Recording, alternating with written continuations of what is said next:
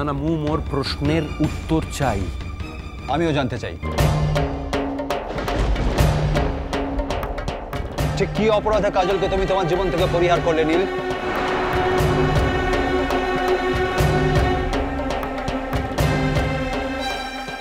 দাঁড়ান, শুনুন, দেখে আমার একটু জায়গা দাও। শুনুন, আজকে এখন এরকম একটা জায়গায় কেন এসব কথাগুলো বলছেন বলুন তো? এখন এসব কথা বলতে কোনো লাভ নেই।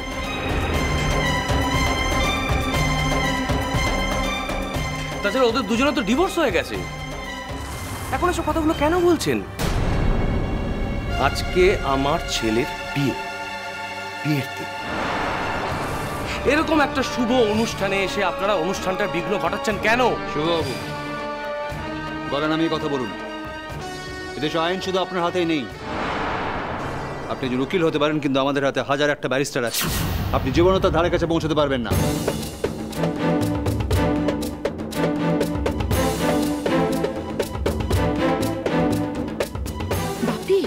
খবরদার ভূমি, যে কোনো মেয়ের মুখে বাবা ডাক শুনতে আমি অভ্যস্ত নই। কোন স্পর্ধায় তুমি আমাকে বাবা বলে ডাকছো?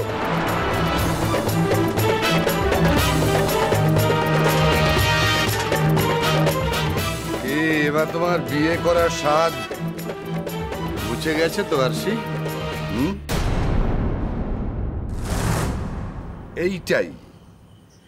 এইটাই তো তুমি চেয়েছিলে। ঠিক হয়েছে, হাজার বার আমরা তোকে না করেছিলাম, কিন্তু আসি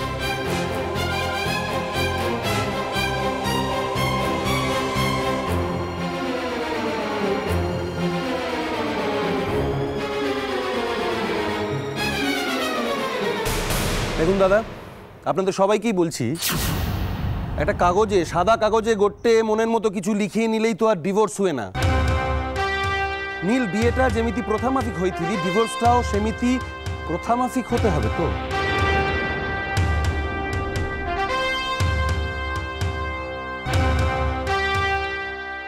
তাই তো নাকি? কই ডিভোর্সের সার্টিফিকেট কোথায়? কোথায় সার্টিফিকেটের সইগুলোই বা কোথায়? একপাক্ষিক ডিভোর্স তো হয় না।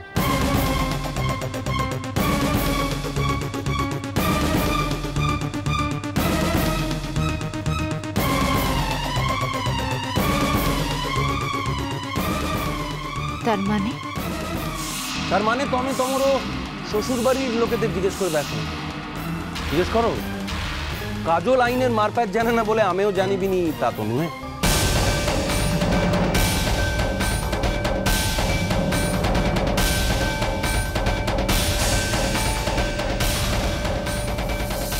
কি চান কি আপনারা বলুন তো? বললাম তো, আমি শুধু জানতে চাই যে কনসি অপরাধে কাজলকে তার বাড়ির বউয়ের জায়গা থেকে রাস্তায় বার করে দেওয়া হয়েছিল।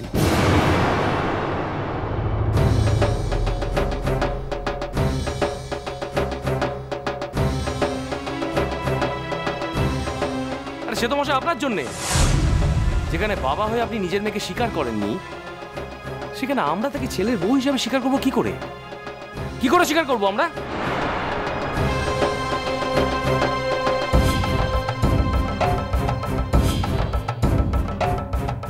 হ্যাঁ, আপনি ঠিকই বলেছেন। আর সেই জন্যই তো অজি মোর পাপের প্রায়শ্চিত্ত করতে আসুছি। অজি এপটে কাজলের শ্বশুর বাড়ির সবাই আছেন তো? সবাই আছেন। আমি আপনাদের সবাইকে জানাতে চাই যে ওর অজ্ঞতার কারণেই মুখ এতে দিন যা স্বীকার করতে পারিনি, অজি সবার সামনে মুক্ত কণ্ঠে বলতে চাই যে কাজল আমার সন্তান, আমার সন্তান, আমার সন্তান, আমার সন্তান, আমার সন্তান, আমার সন্তান। সর্বভূতেষু শক্তিরূপেণ সংস্থিতা নমস্তস্যৈ নমস্তস্যৈ নমস্তস্যৈ নমো নমঃ।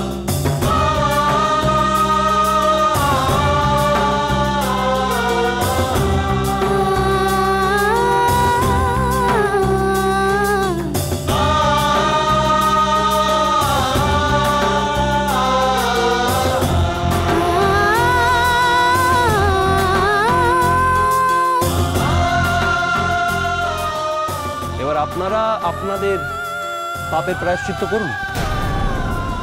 ওর ঝিওকে তার স্বামী তার সংসার ফিরিয়ে দিন।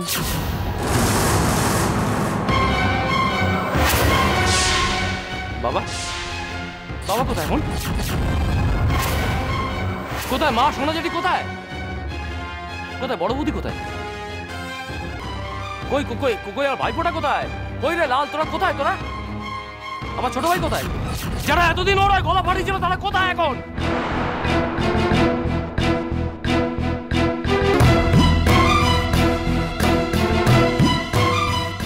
আমরা এখানেই আছি শুভ, চিৎকার করার দরকার নেই। দেখেছো দেখেছো, তুই চোখ ভরে দেখেছো এই মেয়েটা আসলে কি জিনিস দেখেছো? কাল বুঝে এসছে আমার নীলের বিয়েটা ভাঙতে। কি দুরন্দর ভয়ঙ্কর মেয়ে একটা। কেন একটা মেয়ে তার নিজস্ব অধিকার চাইতে এসেছে, সে ধুরন্ধর হতে যাবে কেন? ধুরন্ধর তো তারা যারা তাকে মিথ্যে অপবাদ দিয়ে সমস্ত কিছু থেকে বঞ্চিত করেছে।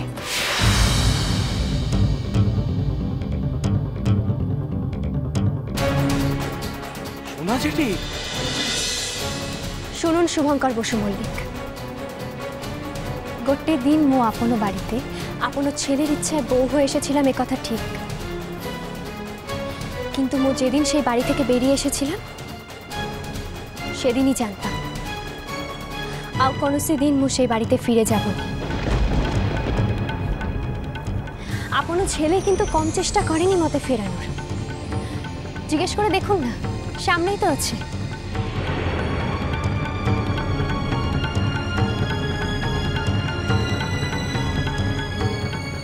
মুকাহিকে ফিরে যায়নি জানেন?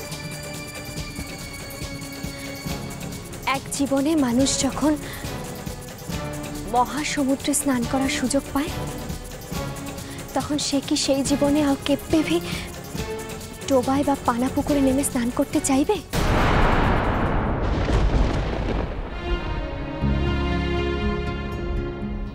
চাইবে না।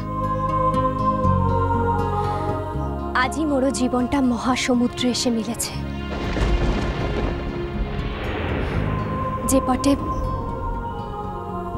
বিনু মামুর মতো মানুষ মুখে নিজের ঝিওর সম্মান দিয়েছে,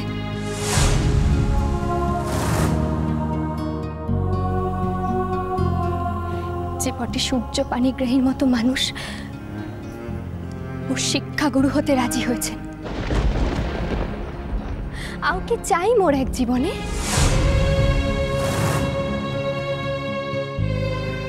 সংসার তো সব্বু লোকের হয় না না, কিন্তু জগন্নাথ এই পৃথিবীতে প্রত্যেকটা মানুষকে নির্দিষ্ট কাজ দিয়ে পাঠান। মতেও দিয়েছেন, আপনাকেও। মোর কামও হলো সংসারের ঊর্ধ্বে মহা সংসারের জন্য কিচ্ছি করা। ও তাই করিবি। আর আপনো কামও হলো ক্ষুদ্র সংসারের গণ্ডিতে থেকে সেপটে অশুভ শক্তি সৃষ্টি করা। আপনি তাই করছেন।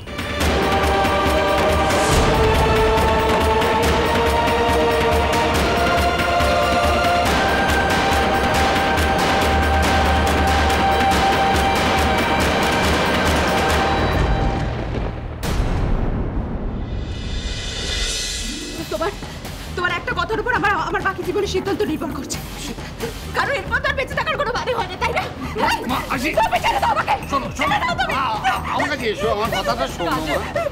শোনো কাজল, আমি তোমার কাছে হাত জোর করে আমার মেয়ের প্রাণ ভিক্ষা চাইছি, প্লিজ কাজল, প্লিজ। কাজল, তোমার একটা হ্যাঁ আমার জীবনটাকেও কিন্তু এক মুহূর্তে পাল্টে দিতে পারে, এটা তুমি ভালো করে জানো। তোমার থেকে ভালো আর কেউ জানে না কাজল। কাজল, একটা হ্যাঁ।